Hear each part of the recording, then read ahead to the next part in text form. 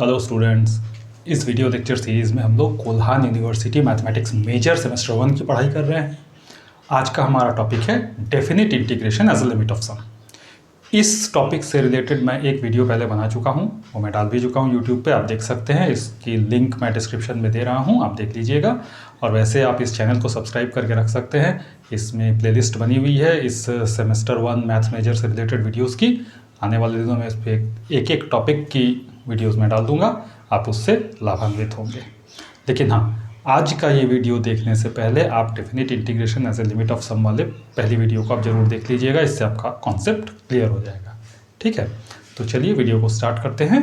Okay, definite integration as a limit of sum को integration from first principle भी कहते हैं।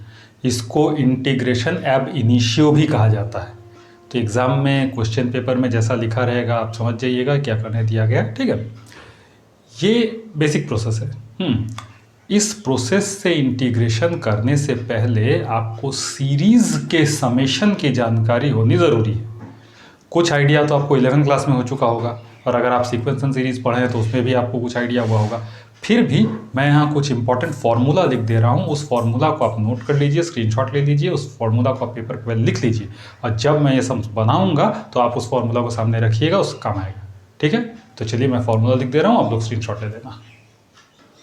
ये देखिए, ये 5 फार्मूला आप अच्छे से देख लीजिए। ये देखिए, पहला है नेचुरल नंबर्स का सम, दूसरा है स्क्वायर्स का सम, तीसरा है क्यूब का सम, चौथा ज्योमेट्रिक सीरीज है जीपी, इसका फर्स्ट टर्म हो गया ए और कॉमन रेशियो हो गया आर। ठीक है, तो उसमें ये है।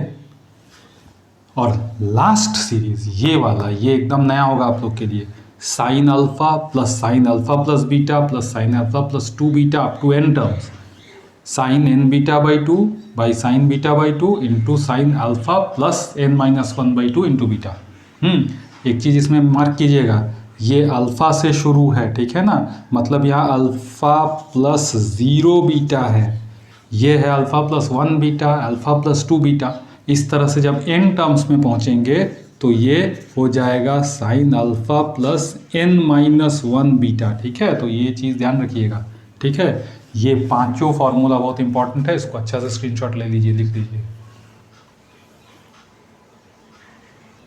देखिए, लास्ट वीडियो में हमने सीखा था कि फंक्शन x dx का इंटीग्रेशन a से b तक अगर करना है तो वो एक सीरीज़ के तौर पे कर सकते हैं।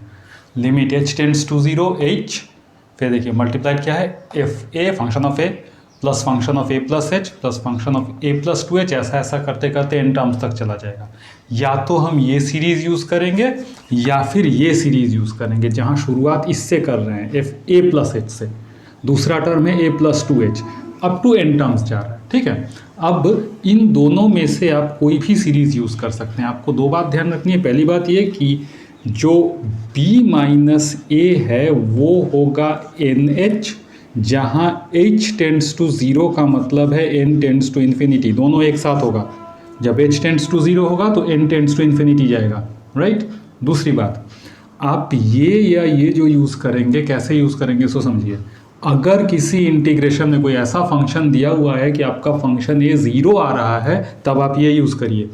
और अगर फंक्शन ए 0 नहीं आ रहा है तो फिर इसी को यूज़ करिए, कोई दिक्कत नहीं है। ठीक है, तो इसी पर बेस्ड हम लोग अभी 3 इंपॉर्टेंट सम्स बनाएंगे, ध्यान से देखिएगा। Okay, let's move. देखिए, ये पहला है सम हमारा। इस सम में क्या दिया हुआ है, integration over x cube d x from 0 to 1, right.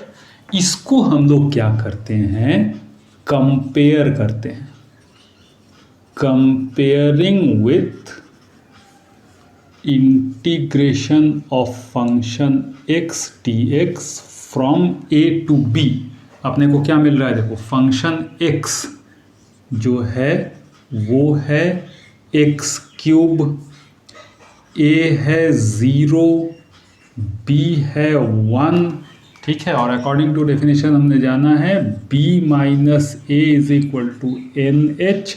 कहने का तात्पर्य 1 minus 0 is equal to n h, यानी आपका एन एच हो रहा है 1, and when n tends to infinity h tends to 0।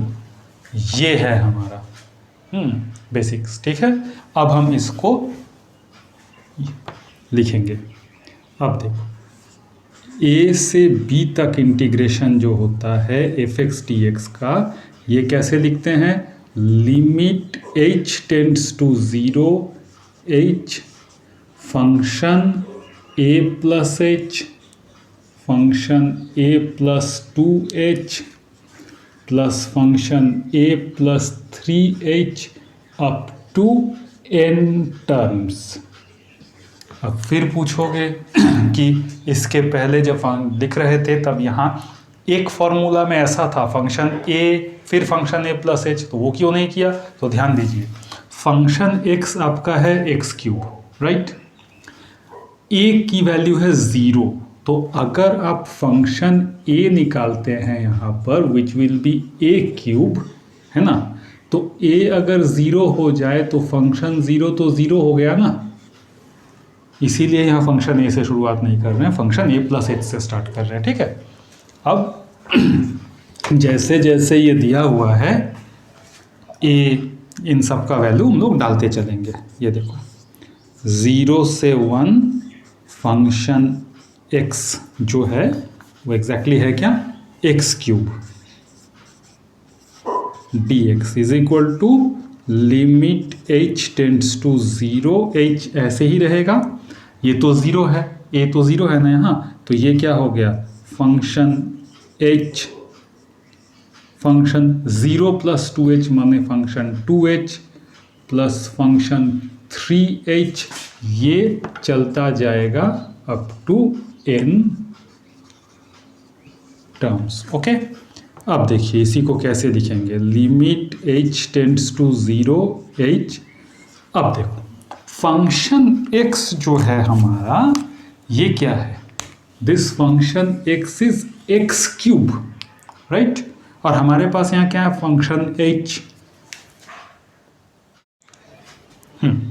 तो ये फंक्शन h है, फंक्शन 2h है, फंक्शन 3h है, इस तरह से है। तो अब हम लोग क्या कर सकते हैं, ये जो h है, देखो function x is equal to x cube है, तो ये फंक्शन h क्या हो जाएगा? h क्यूब, ये हो जाएगा 2h का होल क्यूब, ये हो जाएगा 3h का whole cube and so on up to n terms, ठीक है। इस तरह से ये बन गया, राइट। अब देखिए, अब इसको हम लोग आगे बढ़ाते हैं।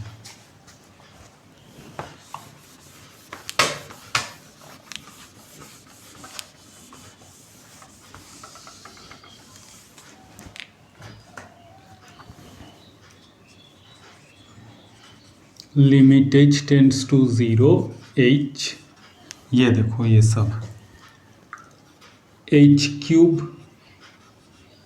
2 cube h cube, 3 cube h cube up to n terms चला जाएगा।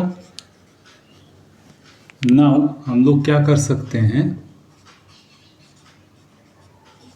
h क्यूब सब में से कॉमन उठा ले, तो h क्यूब बाहर, 1 cube plus 2 cube plus 3 cube up to n terms.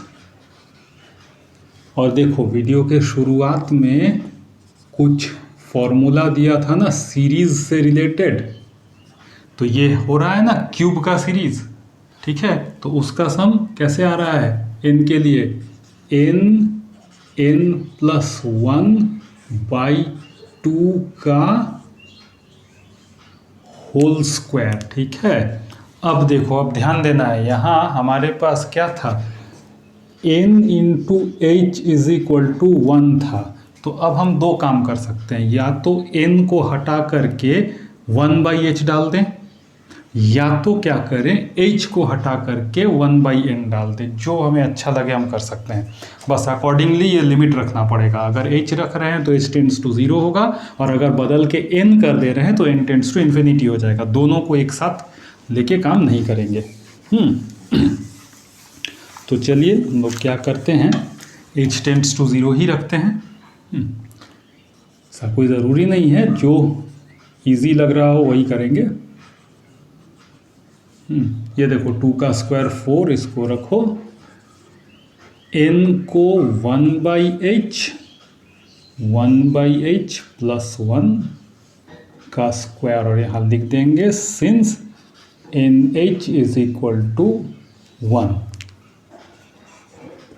Limit h tends to 0, ये देखो h टू दी पावर 4/4 आ रहा है, ये हो जा रहा है 1/h²। इसको थोड़ा सिंप्लीफाई कर देते हैं, ऐसा हो जा रहा है, ठीक है। Limit h tends to 0, h to the power 4/4h² into 1 plus h का होल स्क्वायर बाई h²। देखो मजा आ गया ना, h टू दी पावर 4 ये पूरा खत्म। अब h यहाँ 0 पुट करोगे तो what you will get is 1/4। तो ये हो गया आपका आंसर। अब अगर मन में संदेह उत्पन्न हो रहा हो कि 1/4 आंसर सही है या गलत है, हाउ डू यू नो, तो उसके लिए क्या करो, देखो हमारा इंटीग्रेशन क्या था, x³ dx था कि नहीं, 0 से लेके 1 तक। और हम लोग तो जानते हैं x to the power n का इंटीग्रेशन क्या होता है, xn plus 1/n plus 1। Limit बैठा के देखिए 1/4 है ना आंसर, यही 1/4। तो इस तरह से इंटीग्रेशन एब इनिशियो का सम बनाते हैं, राइट। तो ये एक इम्पॉर्टेंट सम था। आगे हम लोग 2 और इम्पॉर्टेंट सम बनाएंगे, ठीक है। तो चलिए आगे देखते हैं।